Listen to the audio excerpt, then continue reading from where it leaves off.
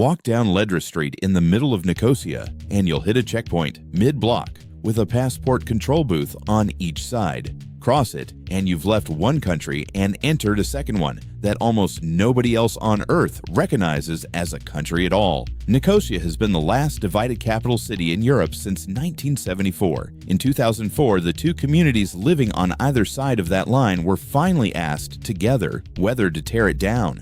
The side that said yes is not the side most people would guess. Cyprus became independent from Britain in 1960 under a power-sharing constitution between a Greek Cypriot majority, roughly 80% of the population, and a Turkish Cypriot minority. That arrangement collapsed within 3 years into intercommunal violence, and the United Nations deployed a peacekeeping force in 1964 that is, 6 decades later, still there. In July 1974, a coup backed by Greece's military government tried to force union with Greece. Turkey responded by invading, citing its role as a guarantor power under the original 1960 treaty. Turkish forces ended up controlling roughly the northern third of the island. In 1983, that territory declared itself an independent state, recognized only by Turkey. The Republic of Cyprus joined the European Union in 2004. As a country that, on paper, includes territory its own government cannot actually govern.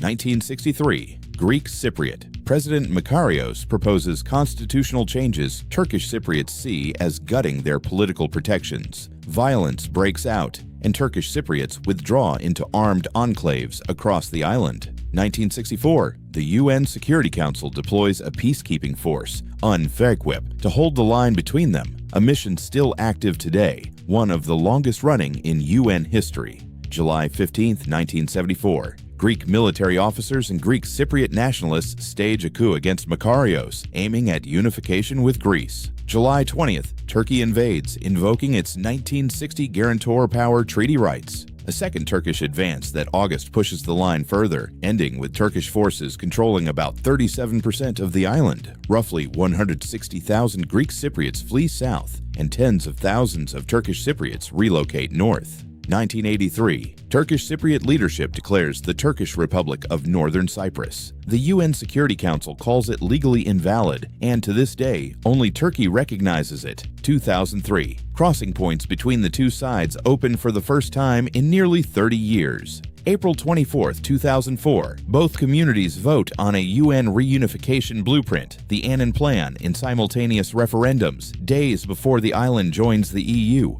The Republic of Cyprus's own foreign ministry states its position in exactly these terms. Turkey's 1974 invasion violated international law and the UN Charter, and Turkey illegally occupies over a third of the country's territory to this day. The 1974 coup in this account was a brief, externally engineered crisis quickly reversed, not a justification for a Turkish military presence that has now lasted 50 years longer than the coup itself. For the roughly 162,000 Greek Cypriots displaced in 1974, the core demand has never changed: the right to return to homes and property they still legally own. In a reunified country under the internationally recognized government, they never stopped considering the only legitimate one. From this frame, Turkey's more recent push for a permanent two-state solution isn't a peace proposal. It's an attempt to convert a 50-year military occupation into a permanent fact.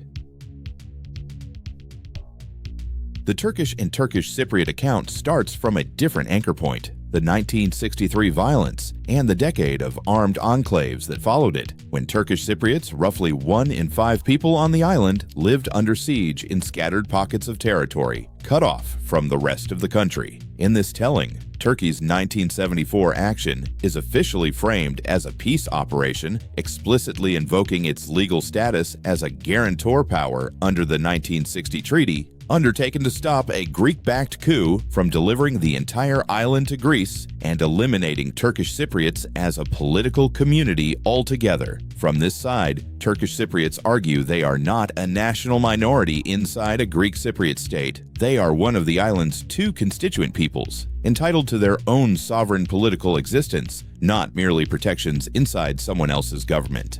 That argument is why Turkey and Northern Cyprus's leadership have increasingly pushed a two-state outcome as the honest endpoint, instead of a reunification model both sides already tried and rejected once.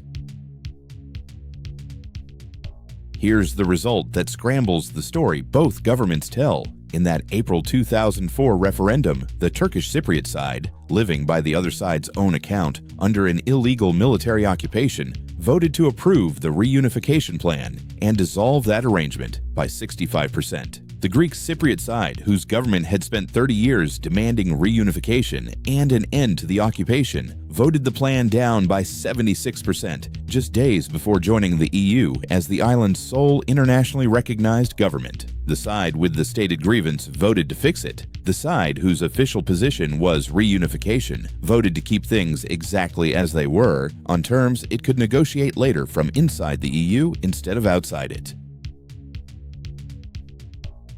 This series keeps finding institutions and governments whose official position and their own population's actual choices quietly stop matching. Cyprus is maybe the cleanest version yet. The community formally described by the other side as living under occupation voted, given the chance to end it. And the community formally demanding an end to that occupation voted to preserve the situation it said it couldn't accept. Maybe the lesson is that a government's stated position and its people's actual incentives can point in exactly opposite directions, and the only way to find out which one is real is to hold the vote and see who actually shows up for which answer. A checkpoint in the middle of a European capital, a peacekeeping mission older than most of the people it protects, and a referendum where the occupied voted yes and the occupier's victims voted no. Next time, we look at the largest nation in the world without a state of its own, spread across 4 countries, promised a homeland once on a map that got redrawn before the ink dried.